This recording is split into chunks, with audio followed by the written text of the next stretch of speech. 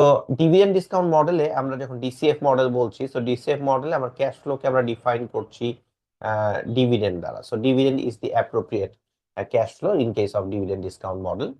So basic আর্গুমেন্টটা হচ্ছে, আমি যদি কোনো একটা সিকিউরিটিজ কিনি, একটা স্টক কিনি, তো সেখান থেকে তো আমি ডিভিডেন্ডই পাবো। সো যেহেতু ডিভিডেন্ডটাই আমি পাবো, সো ডিভিডেন্ডকে ডিসকাউন্টিং করাটা মোর appropriate. So that is the basic argument যে আমি একটা শেয়ারস যদি আমি কিনি, তাহলে এখান থেকে আসলে পাবো কি, আলটিমেটলি আমি ডিভিডেন্ডই পাবো। তো এখন সমস্যা হচ্ছে, কিছু কিছু কোম্পানি আছে, আহ ওই কোম্পানিগুলো হয়তো আপনাকে ডিভিডেন্ড নাও পে করতে পারে। So company might not pay ডিভিডেন্ডস। একটা কোম্পানি যদি ডিভিডেন্ড না পে করে, তাহলে তো ডিভিডেন্ড ডিসকাউন্ট মডেল অ্যাপ্লাই করা সেই কোম্পানির ক্ষেত্রে কঠিন হয়ে যাবে। তো তখন আমরা কি ইউজ করবো সেটা দেখবো। আর একটা কোম্পানি ডিভিডেন্ড না পে করতে পারে, কেন কেন ডিভিডেন্ড পে করবে না? একটা হতে পারে যে কোম্পানির প্রফিট নাই, ডিভিডেন্ড দেওয়ার মতো ক্ষমতা নাই, so company is not profitable. That is one argument যে why a company is not paying dividend. Another argument হচ্ছে the company is very much profitable, অনেক বেশি প্রফিট করছে এবং অনেক বেশি প্রফিট করা তার স্কোপ আছে, কোম্পানির সামনে অনেক গ্রোথ অপরচুনিটিস আছে। তো যেহেতু তার অনেক গ্রোথ অপরচুনিটিস আছে, সেহেতু তার জন্য আসলে ডিভিডেন্ড হিসেবে না দিয়ে বেটার হবে সে যদি ক্যাশ ফ্লো গুলোকে রিইনভেস্ট করে, তাহলে আরো প্রফিট সে আর্ন করতে পারবে, সেই কারণে সে ডিভিডেন্ড দিবে না। সো একটা হতে পারে যে কোম্পানি ভেরি মাচ প্রফিটেবল, আরেকটা হতে পারে যে কোম্পানি ইজ নট প্রফিটেবল। দুইটা আর্গুমেন্টই হতে পারে। তাহলে কখন আসলে ডিভিডেন্ড ডিসকাউন্ট মডেল সুইটেবল, সেই জিনিসটা আমরা একটু দেখার চেষ্টা করি।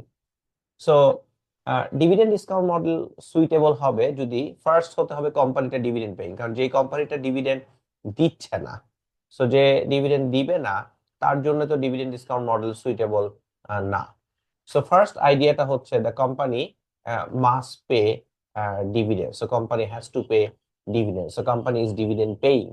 সো কোম্পানি যদি ডিভিডেন্ড পেইং হয়, তাহলেই আমরা এই ক্ষেত্রে ডিভিডেন্ড ডিসকাউন্ট মডেলটা ইউজ করতে হবে, ব্যবহার করতে পারবো।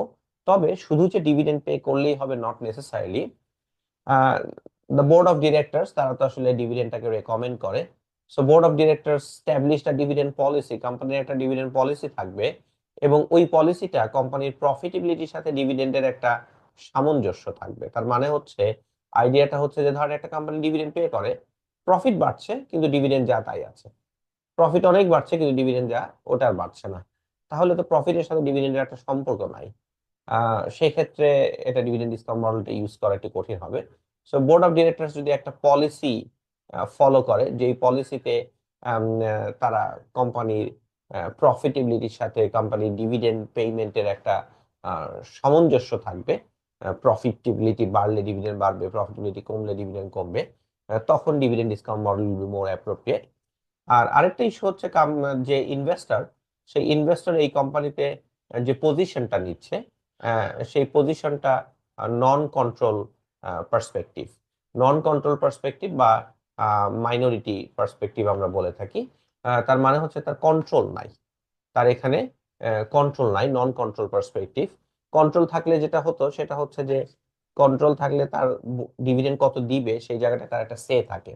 কন্ট্রোল যদি না থাকে, সেখানে তার একটা সে থাকে না, so they have to rely on dividend. আর কন্ট্রোল যদি থাকে, তারা ডিভিডেন্ড ছাড়াও বিভিন্ন ভাবে তারা যদি মনে করে যে আমার জন্য ডিভিডেন্ড না রিসিভ করাটা বেটার, আমি কম রিসিভ করব। আবার আবার তারা যদি মনে করে না, আমার জন্য বেশি ডিভিডেন্ড রিসিভ করা বেটার, সেটা আমি বেশি রিসিভ করব, সেখানে তাদের সে থাকে। তো যখন কন্ট্রোল পার্সপেক্টিভ থাকে, তখন ডিভিডেন্ড পে করার যে ক্ষমতা, সেটা দিয়ে আসলে জাজ করাটা বেটার।